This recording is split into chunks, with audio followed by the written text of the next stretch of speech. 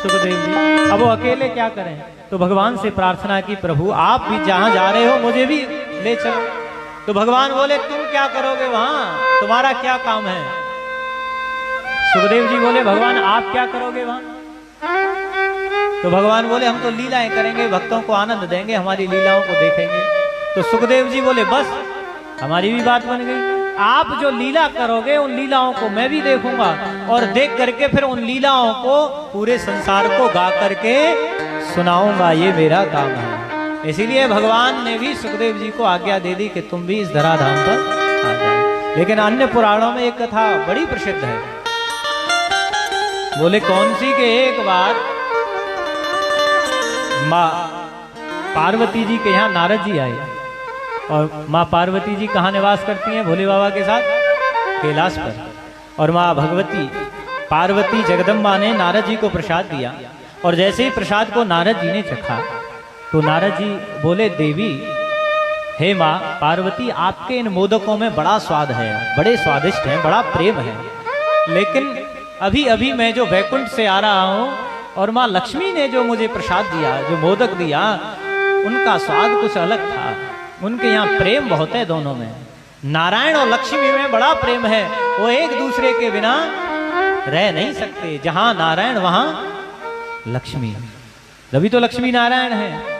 पार्वती जी बोली हमारी गृहस्थी से ज्यादा प्रेम आपको संसार में कहीं नहीं मिलेगा। जरा एक नजर उठा करके देखो, हमारे यहाँ जो गृहस्थी है, हमारा जो परिवार है, इससे ज्यादा कहीं भी प्रेम आपको दिखाई नहीं देगा नारद जी। अच्छा सोचो, भगवान भोलेनाथ की सवारी क्या है। भगवान भोलेनाथ किस पर सवार होते हैं, नंदी बैल पर। और माँ भगवती की सवारी क्या है, शेर।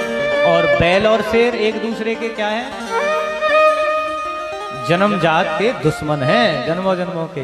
अगर शेर को बैल कहीं दिखाई दे जाए तो क्या होगा, उसे छोड़ेगा, खाएगा। और वहां पति की सवारी बैल और पत्नी की शेर। अब बताओ, विरोधाभास बिल्कुल खत्म, बैर भाव जन्म जन्म का खत्म है और एक ही स्थान पर बैठे आपस में, एक ही जगह। और तो और ये भी छोड़ो, भगवान के जो बड़े पुत्र हैं कार्तिकेय जी, उनकी सवारी क्या है, मोर। और भगवान के छोटे पुत्र हैं गणेश जी, उनकी सवारी क्या है, चूहा, मूसक।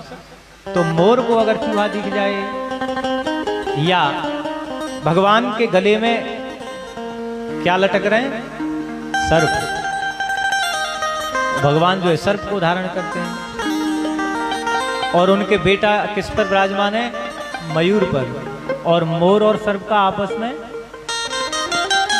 बैर है ना, छोड़ नहीं सकते अगर दिख जाए तो। लेकिन आपको प्रेम कहाँ मिल रहा है देखने को, भगवान के परिवार में। अच्छा सर्प भी है और चूहा भी है। सर्प को अगर चूहा दिख गया तो उसको पूजेगा या खाएगा, खाएगा, कहीं भी हो। इसीलिए नारद जी, मेरे जैसी गृहस्थी, मेरे यहाँ जैसा प्रेम तो आपको संसार में कहीं मिल ही नहीं सकता। और ये बात भैया सत्य है। अगर आपको दाम्पत्य जीवन में सुखी होना है तो भगवान शंकर की और माँ पार्वती जी की आराधना करो। गृहस्थ हो तो बाबा भोलेनाथ के जैसा हो, परिवार हो तो बाबा भोलेनाथ के जैसा हो, इतना प्रेम है। अच्छा नारद जी ने जब उनके परिवार की ये प्रशंसा सुनी तो नारद जी बोले देवी जी बाबा बड़ा प्रेम करते हैं आपसे। बोले हाँ, वो इतना प्रेम करते हैं कि जो वो सुमिरन जो करते हैं, समाधि जो लगाते हैं, उनके गुरु ने जो उनको मंत्र दिया है वो गोपनीय होता है, किसी को बताया नहीं जाता। लेकिन उन्होंने मुझको वो मंत्र भी बता रखा है। इतना प्रेम करते हैं बाबा, मुझसे कुछ नहीं छिपाते। तो नारद जी क्या कम है, अरे जहां पहुंच जाए वहां तो फिर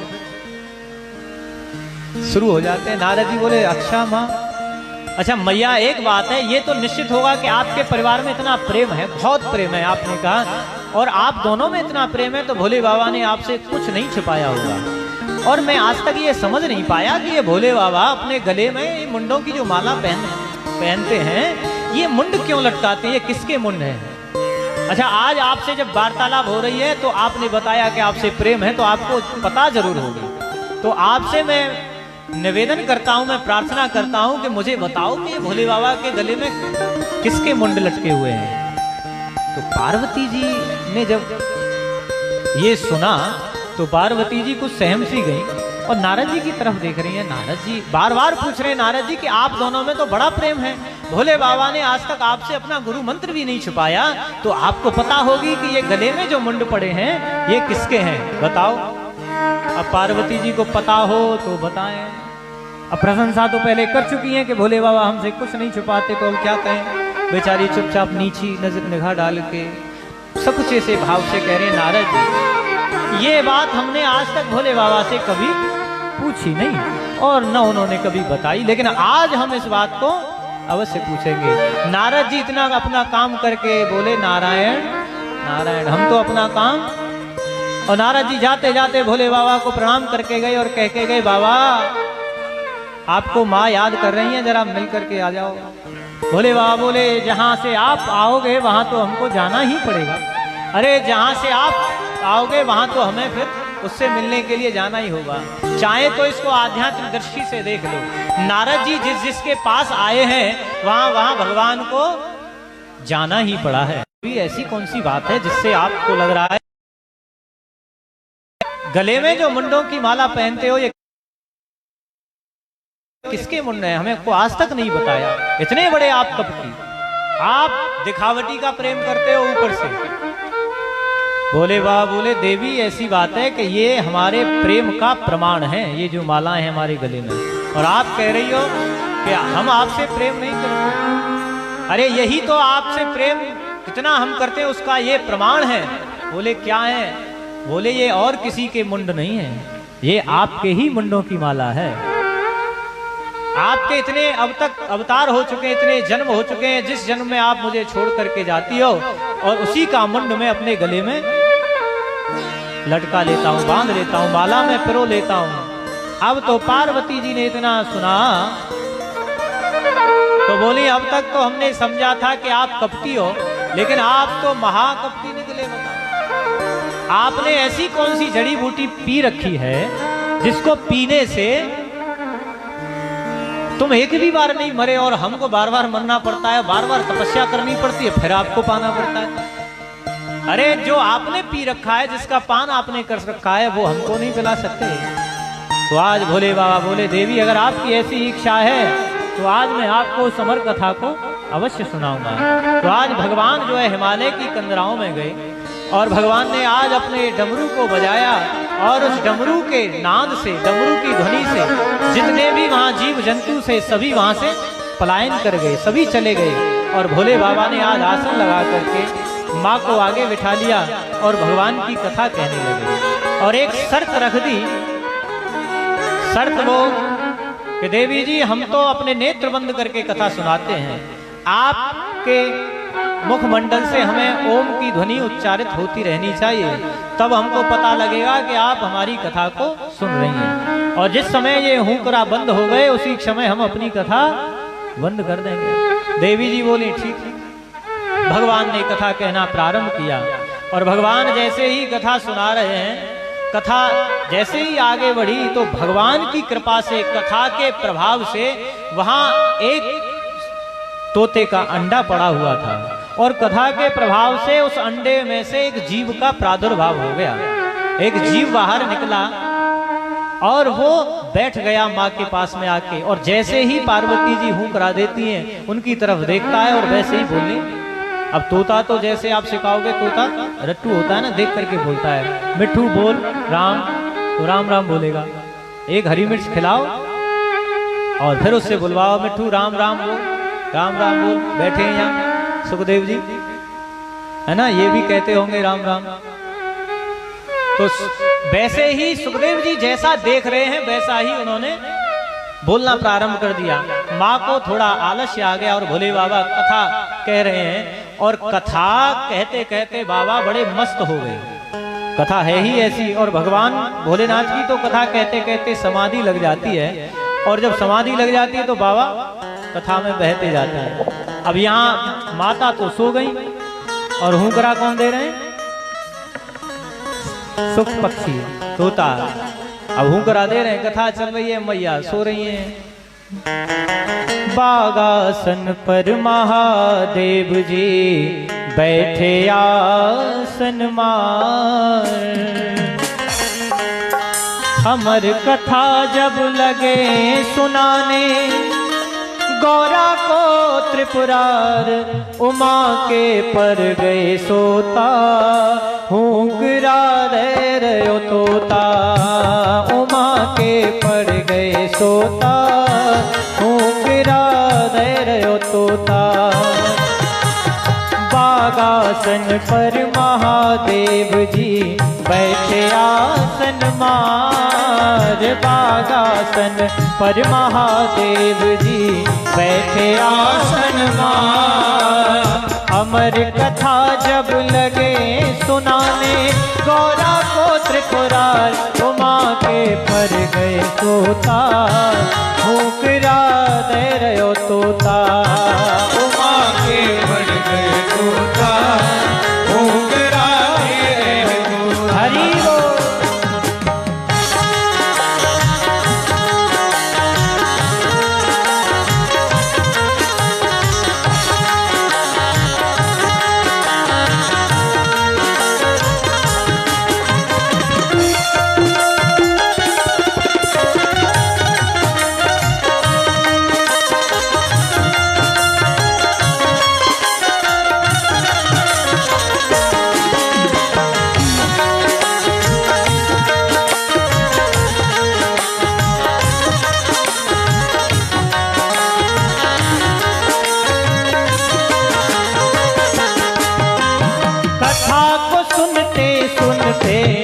गौरा जी देखो सोई, कथा को सुनते सुनते गौरा जी देखो सोई, मस्त थे भोले बाबा ये देते हुकरा कोई, मस्त थे भोले बाबा ये देते हुकरा कोई।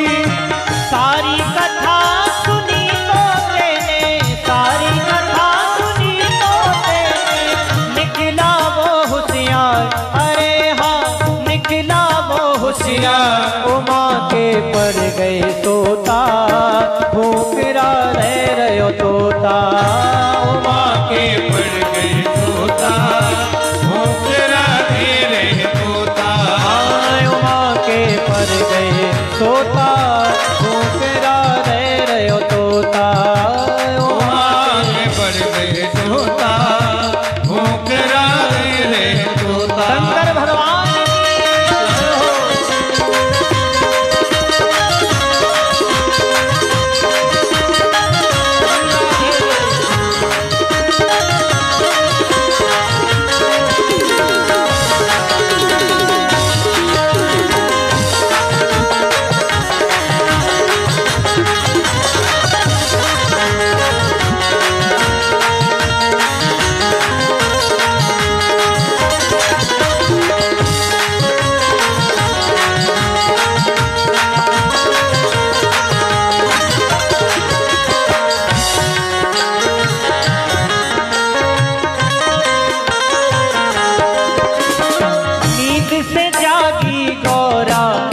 जब बात बताई उसने, नींद से जागी गौरा जब बात बताई उसने।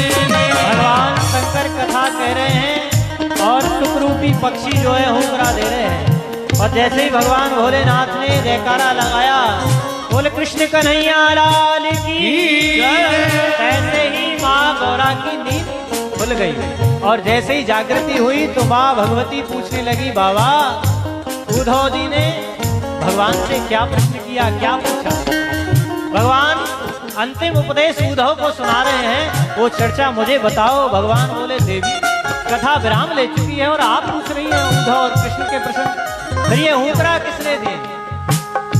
गौरा जी थोड़े सक्षित भाव से बोली, प्रभु मैं तो सो गई थी, थोड़ा आलस्य आ गया था। भगवान क्रोध में आ गए, बोले इस कथा को किसने सुना है? जब नींद से जागी गौरा ये बात बताई उसने, जब नींद से जागी गौरा बात बताई उसने, क्रोधवंत भय भोले ये दिए हुक्रा किसने, क्रोधवंत भय भोले ये दिया हुक्रा किसने, ले त्रिशूल चले शंकर जी, ले त्रिशूल चले शंकर जी, उसके पड़े पिछाड़, अरे हाँ उसके पड़े पिछाड़, उमा के पड़ गए तोता, घूकरा रह गए तोता, उमा के पड़ गए तोता, घूकरा रह गए तोता। बागासन पर महादेव जी बैठे आसन मार, बागासन पर महादेव जी बैठे आसन मार, अमर कथा जब लगे सुनाने, कौरा कोट कुरार, उमा के पर तोता, भूकरा रह रहे तोता, उमा के पड़ गए तोता, घूकरा उमा के पर गए तोता, भूकरा रह रहे तोता, घूकरा रह तोता।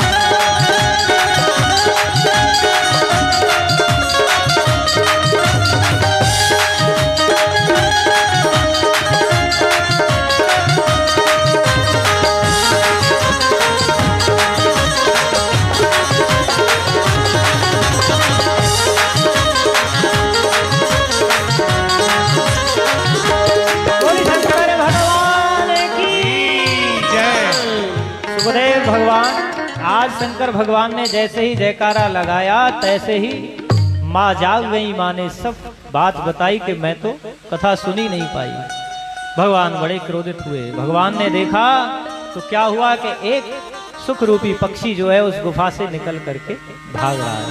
भगवान ने उसका पीछा किया, बोले मेरी कथा को चुरा करके जा रहा है। समझ गया कि कहाँ जाऊं, किसकी शरण में जाऊं। जैसे ही कैलाश से नीचे उतरा तो उसे कोई और स्थान नहीं दिखा। सरस्वती नदी के किनारे इन्हीं वेदव्यास जी का आश्रम है जिसका नाम है सम्यक प्रास आश्रम। जो बद्रीनाथ गए होंगे, जिन्होंने बद्री भगवान के दर्शन किए होंगे, वहां से आगे एक माना गांव है और माना गांव में ही ऊपर सबसे वेदव्यास जी की ये गुफा है। और वहीं व्यास जी महाराज अपनी पत्नी विटिका देवी के साथ में रहते हैं। सुखदेव जी महाराज वहां आए और जैसे ही आए उन्होंने कोई स्थान नहीं देखा। क्या देख रहे हैं कि व्यास जी की धर्मपत्नी को जवाई आई, जैसे ही उनका मुखमंडल खुला तैसे ही वो छोटा सा पक्षी उनके मुंह में प्रवेश कर गया और गर्भ में जाकर के अपना वास कर लिया, गर्भ में रहने लगा। भगवान शंकर आए, व्यास जी से बोले प्रभु आपके आश्रम में हमारे अपराधी ने शरण ली है, इसीलिए आप उस चोर को, उस अपराधी को बाहर निकालो। वेदव्यास जी बोले महाराज आपसे क्या चुरा के लाया है? क्या कोई चोरी कर सकता है आपके यहाँ से? आपके पास से क्या चुराएगा? बोले उसने हमारी अमर कथा को चुराया है। बोले ये अमर कथा क्या होती है? बोले वाह, बोले इस अमर कथा को जो एक बार सुन लेता है, उसका पान कर लेता है, वो अमर हो जाता है, वो मर नहीं सकता है। तो वेदव्यास जी बोले आप उसका क्या करोगे? बोले हम उसको मारेंगे। बोले आप उसको कैसे मार सकते हो? आप कह रहे हो कि अमर कथा का ये प्रभाव है कि जो भी सुन लेता है वो मर नहीं सकता है, तो आप उसको कैसे मार सकते हो?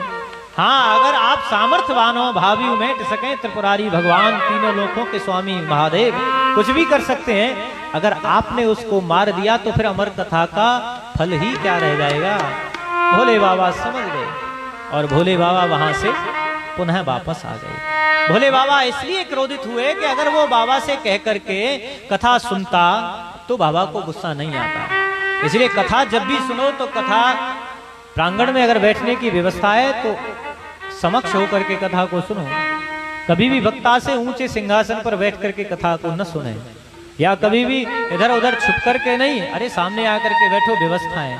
अगर कोई विशेष परिस्थिति है, कोई समस्या है, शरीर साथ नहीं दे रहा है, शरीर में कोई रोग है, तब ऐसी स्थिति में आप कहीं भी बैठ करके किसी भी स्थान से कथा को श्रवण कर सकते हैं। अन्यथा इन कथाओं का बड़ा प्रभाव होता है।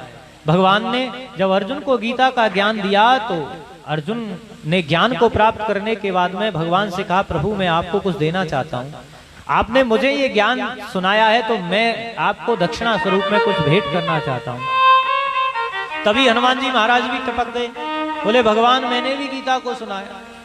भगवान बोले तुमने गीता को कहां से सुना? बोले हम अर्जुन के जो रथ है उसकी ध्वजा पर हम ही तो हैं, आपने हमको यहीं तो विराजमान किया था। भगवान बोले तुम यहाँ से बैठ करके गीता के उपदेश को सुन रहे थे? बोले हाँ। तो तुम तो बिल्कुल ही कथा के अनाधिकारी हो गए। हनुमान तुमने हमसे ऊंचे आसन पर बैठ करके कथा को सुना, कथा की चोरी की, इसीलिए जाओ तुम जो है कुछ समय के लिए पिशाच की योनि में जाओगे। तो हनुमान जी महाराज ने वहां पिशाच की योनि में ही एक गीता लिखी है, हनुमान पिशाच गीता। तो इसका फल भी मिलता है भैया, इसीलिए जहां तक हो सके तो नियम से, कर्म से, भाव से कथा को श्रवण करें। सुखदेव जी महाराज जी का इस प्रकार जन्म हुआ और यही सुखदेव जी महाराज 12 वर्ष तक माँ के गर्भ में रहे थे। और 12 वर्ष के बाद में जब अपनी माँ के गर्भ से बाहर आए तभी उसी क्षण इन्होंने अपने घर को त्याग दिया। बिल्कुल 1 मिनट के लिए भी अपनी माँ के पास नहीं रुके और उस घर को छोड़ करके वनों को चले गए। ऐसे सुखदेव जी महाराज परम वैरागी इस कथा को कहने वाले, और ऐसे इस कथा के भागवत जी के ऐसे वक्ता हैं जिन्होंने गर्भ में ही भगवान के दर्शन कर लिए हों, वो सुखदेव जी महाराज। अरे भगवान नारायण खुद सुखदेव जी महाराज को गर्भ में ही दर्शन देने के लिए आए और सुखदेव जी से ये कहा कि मेरी माया तुमको संसार में नहीं व्याप्त होगी, लेकिन तुम जो है अपनी माँ के गर्भ से बाहर आओ। सुखदेव जी जैसा दूसरा कौन हो सकता है कि जिस माँ के गर्भ में आने से प्रत्येक जीव, प्रत्येक प्राणी भयभीत होता है और भगवान से यही प्रार्थना करता है। जब ये जीव गर्भ में होता है तो भगवान से हाथ जोड़ करके रो रो करके यही विनती करता है कि प्रभु इस बार तुमने मुझे माँ के गर्भ में भेज दिया है, लेकिन अगली बार इस गर्भ में, इस नरक में मत भेजना। माँ के गर्भ के बराबर तो कहीं दूसरा नरक होता ही नहीं है जीव के लिए। इतनी यातनाएं होती हैं, इतनी वेदनाएं होती हैं कि वो सहन नहीं कर पाता और भगवान से प्रार्थना करता है, भगवान निश्चित ही मैं इस गर्भ से बाहर जाकर के तेरा भजन करूंगा, तुझे प्राप्त करूंगा और पुनः इस गर्भ में नहीं आना चाहूंगा। और उसी गर्भ को सुखदेव जी ने, जिसमें कोई आना नहीं चाहता है, नरक के समान, उसी गर्भ को सुखदेव जी ने मंदिर बना दिया और 12 वर्ष तक उसी गर्भ में रहे, आना ही नहीं चाहते थे। ऐसे महान वक्ता इस कथा को कहने वाले। श्रोता भी ऐसे ही आगे कथा सुनेंगे कि भागवत जी के श्रोता परीक्षित ने गर्भ में ही भगवान के दर्शन कर लिए। जन्म लेने से पहले ही वक्ता और श्रोता दोनों ने भगवान के दर्शन कर लिए हों, तो आप कल्पना करो ये कथा कितनी महान होगी। जिस कथा को कहने वाले ने भगवान के पूर्व में दर्शन कर लिए हैं, इस कथा को सुनने वाले ने पूर्व में ही भगवान के दर्शन कर लिए हैं। बोलो राधे राधे। सूत जी महाराज ने यहाँ अपने गुरु का मंगलाचरण किया है, प्रणाम किया है कि सुखदेव जी महाराज कैसे हैं, और यहाँ अब प्रश्नों का उत्तर दे रहे हैं। और आपकी समय की सुई जो है वो बढ़ गई है, समय जो है ना वो 6:30 बज गए हैं और लग रहा है आप में हलचल होना शुरू हो गई है। किसी को दूर जाना है, किसी को और काम करने हैं, लेकिन करें क्या, कथा तो भैया 3 बजे प्रारंभ हुई। आप जितनी लेट कथा करोगे उतने ही आगे हम बढ़ा देंगे। अगर आपकी इजाजत हो तो 15 मिनट और कथा। अभी तो कहने वाले श्रोता का जन्म हुआ है, वक्ता का जन्म हुआ है, सुनने वाले आ जाएं श्रोता तो चलती रहे। बोलो राधे। बांके बिहारी लाल की। यहाँ 6 प्रश्नों का उत्तर देते हैं और सूत जी महाराज कहते हैं कि मनुष्य प्राणी मात्र को भगवान की क्या करने का लाभ है। सबे पुंसा परो धर्मो यतो भक्तिरदोक्षसे अहेतुक्या प्रतिहता ययात्मा संप्रसीदति। भगवान सूत जी महाराज कहते हैं कि प्राणी मात्र को अहेतु की भक्ति करनी चाहिए। आपकी और हमारी भक्ति कैसी है? हेतु की। हेतु माने जिस भक्ति में कोई कामना हो वो भक्ति भक्ति नहीं। हमें निष्काम भाव से भगवान की भक्ति करनी चाहिए। कुछ मांगा न जाए भगवान से भक्ति करने में, तो हम भक्ति कर रहे हैं और भक्ति कर रहे हैं, भगवान की आरती कर रहे हैं, 4 चिनोरी चढ़ा रहे हैं और भगवान से क्या मांग रहे हैं? 4 चिनोरी का प्रसाद चढ़ाने के बाद में भगवान से लाखों की संपत्ति मांग रहे हैं। कितना बढ़िया सौदा करते हैं। भगवान मैंने तेरी दिन रात सेवा की, दिन रात पूजा की, तू तो मुझे कुछ देता ही नहीं है। थोड़ी सी विपत्ति आ जाए तो भगवान पर आरोप लगा देते हैं, भगवान ने ये विपत्ति दे दी मुझे। भैया भगवान किसी को विपत्ति नहीं देते हैं। भगवान के पास तो विपत्ति है ही नहीं, तो वो देंगे कहां से? भगवान के पास तो केवल आनंद है, वही दे सकते हैं। अच्छा, कभी कभी भक्तों की परीक्षा के लिए ऐसी भाव हो जाते हैं, उनमें विचलितता आ जाती है। भगवान हर स्थिति में अपने भक्त का हित ही चाहते हैं, अनहित कभी नहीं करना चाहते। भगवान जो करते हैं वो अच्छा ही करते हैं, लेकिन हमको लगता उल्टा है, बुरा लगता है कि भगवान ने मेरे साथ में ऐसा क्यों किया।